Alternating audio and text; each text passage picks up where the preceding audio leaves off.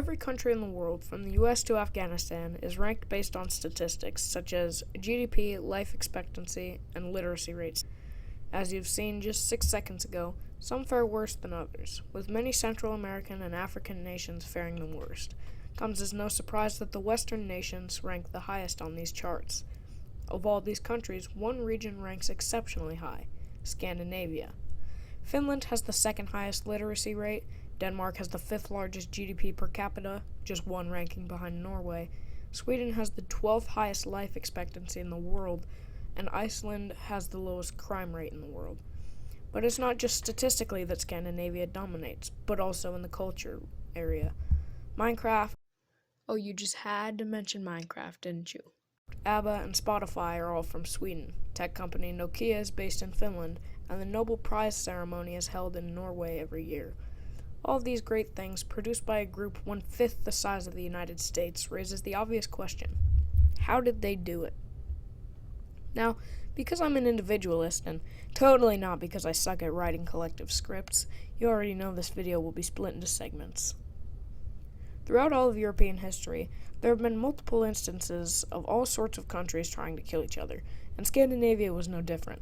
But unlike the rest of Europe, which mostly settled down after World War II, Scandinavia has stayed mostly neutral since the Napoleonic Wars, completely sitting out World War I and being occupied partially during World War II. After World War II, these countries experienced major economic growth because they were less pulverized by the war. We'll go from west to east, looking at the individual growth of each country along the way.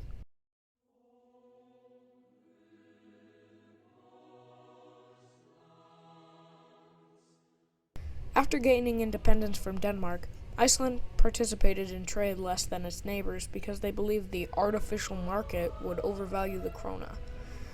In about the 60s, however, Iceland began to trade and grow its economy.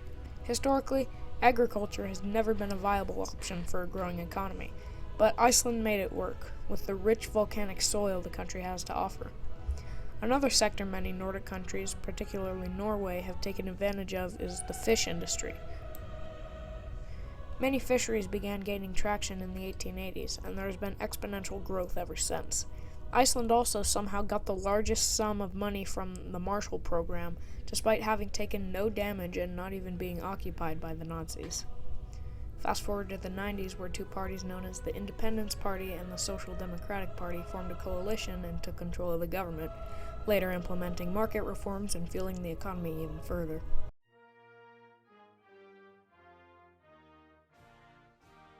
Post-war Norway's Labour Party began implementing many economic reforms, such as an added value tax, which basically adds tax value onto each stage of an item's production. So basically just an excuse to put crazy high taxes on just about everything. Imagine paying sales tax. Another way Norway grew its economy was with the oil and gas industry.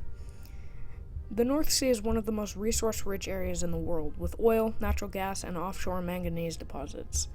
In July 1966, a Norwegian oil rig leased over from the United States discovered oil off the coast of Stavanger. Many more oil deposits were discovered, and Norway became rich. When the EU came into existence after the Cold War, Norway refused to join in order to protect its oil industry, though it did join the EEA. This is the same reason why they refused to join OPEC a few years later. Norway also has a prominent iron mining industry, with one mine so large that engineers are racing the clock to stop it from swallowing a nearby town. Yeah, let's skip that one. Another industry, as mentioned in the previous segment, is the fishing industry. This sounds great for Norway. However, they do have one of the highest tax rates in the world, and with an overdependence on natural resources, as well as the world slowly but surely making the shift toward green energy, things won't look good for Norway very soon.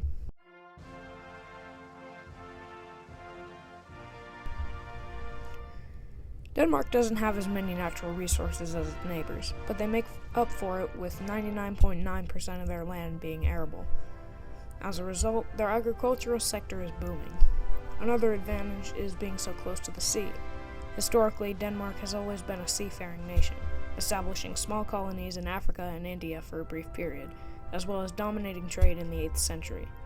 Denmark, as a result, is great with mercantilism and banking, with 6% of the world's shipping being somewhat affiliated with Denmark.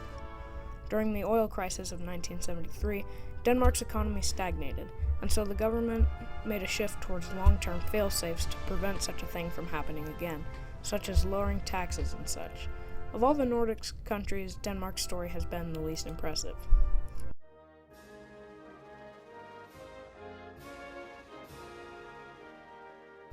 Sweden's economy is more focused on the technical side of things, with some prominent fields emerging in recent decades being mechanical engineering, the fifth best field of engineering, production of power tools, and textile production. But the story begins before that in the 1900s. When World War I broke out, Swedish goods such as good old 26 came into very high demand from European powers, resulting in Sweden getting crazy rich. Then once World War II rolled around, Sweden made more money by selling their iron to Germany, getting crazy rich a second time. Look, I know what you're thinking. That is not the worst way a country has become rich.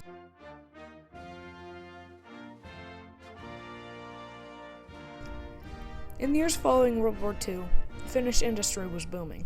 However, devaluation of the Finnish marka, a workers' strike in 1956, and a recession in 1958 meant that our old pal Finland couldn't catch a break. However, in the 1960s, the global economy improved, meaning that Finland was saved by the bell. Using this newfound boost, Finland made a trade agreement with the European Community, pretty much an in-depth version of the EU. The expiration of this agreement caused a slight downturn in 1975, but by 1978, Finland was on the up and up once again. Many young Finns left to study in advanced colleges in the US and Western Europe, coming back with an advanced set of skills to better the industry and economy.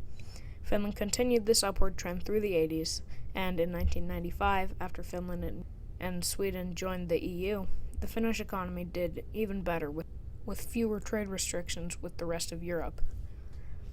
Well, I hope you guys liked this video. I just thought it would be something fun to do.